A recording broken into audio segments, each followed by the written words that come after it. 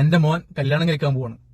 ഞാൻ ഒരിക്കലും നീ പറഞ്ഞ പോലെ ഒരു കിറുകിർ അമ്മാഹിമാവില്ല. കാരണം ജീവിതത്തിൽ ഏറ്റവും വെറുക്കുന്ന വാക്കാണത്. ജീവിതത്തിൽ വിവാഹം തന്നെ വേണ്ടിയിരുന്നില്ല എന്ന് തോന്നിയതും ഒച്ച വെക്കാതെ തേങ്ങളോടോ എത്രയോ രാത്രികൾ കഴിഞ്ഞതും അവർക്ക് മുമ്പിലാണ്. എന്റെ കണ്ണീർ കഥയല്ല ഞാൻ പറഞ്ഞത്. വിവാഹ നിശ്ചയത്തിന്റെ അന്ന് മകൻ കല്യാണം കഴിക്കാൻ പോകുന്ന വീട്ടുകാരോടും അവളോടും പറഞ്ഞത് മറ്റുള്ളവർക്ക് മുമ്പിൽ അമ്മായിമ്മ എന്ന് പരിചയപ്പെടുത്തരുത്, ഉമ്മ എന്ന് വേണം പറയാനെന്നാണ്. അത് അവർക്ക് വളരെ സന്തോഷമായി.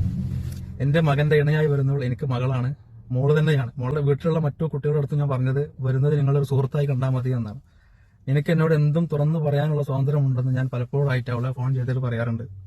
നിന്റെ ഇണയുടെ വീട് അല്ലെങ്കിൽ ഭർത്താവിന്റെ വീട് ഒരിക്കലും ജയിലറയല്ല, എനിക്ക് പാറിപ്പറന്ന് ഉല്ലസിക്കാനുള്ളതാണ്. നിന്റെ ജീവിത രീതികൾ മറ്റുള്ളവർക്ക് വേണ്ടി മാറ്റേണ്ടതില്ല, നീ നീയായിട്ട് ജീവിക്കണം, അപ്പോഴേ അതിനർത്ഥമുണ്ടാവും. മാതാപിതാക്കളുടെ ഏറ്റവും വലിയ സന്തോഷം മക്കൾ ഇണയോടൊത്ത് ഭൂമിയിൽ സന്തോഷപൂർവ്വം ജീവിക്കുന്നത് കാണാനാണ്. അത് പലപ്പോഴും പല മാതാപിതാക്കളും മറന്നുപോകുന്നു. ഒരു തരി സ്വർണം വേണ്ട എന്ന് എനിക്ക് നിർബന്ധമായിരുന്നു. അതുണ്ടാക്കാൻ എന്റെ വീട്ടുകാർ പ്രയാസപ്പെടാനും പാടില്ല എന്ന് പറഞ്ഞത് മോനാണ് അവളോട്. നമുക്ക് വേണ്ടത് നല്ലൊരു കുടുംബ ജീവിതമാണ്, നല്ലൊരു പെൺകുട്ടിയെയാണ്.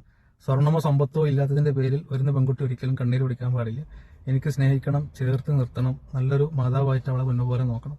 നമ്മൾ അനുഭവിച്ച, നമ്മുടെ ശരീരത്തിൽ പതിഞ്ഞ മുള്ള പോലെയുള്ള അനുഭവങ്ങൾ വരുന്ന പെൺകുട്ടികളിൽ ചാർത്താതിരിക്കുക. ഇത് കേൾക്കുന്നവരെങ്കിലും ഇനിയെങ്കിലും നന്നായിട്ട് ചിന്തിക്കട്ടെ. ഈ ഭൂമിയിൽ സന്തോഷപൂർവ്വം നമ്മുടെ മക്കൾ ജീവിക്കട്ടെ.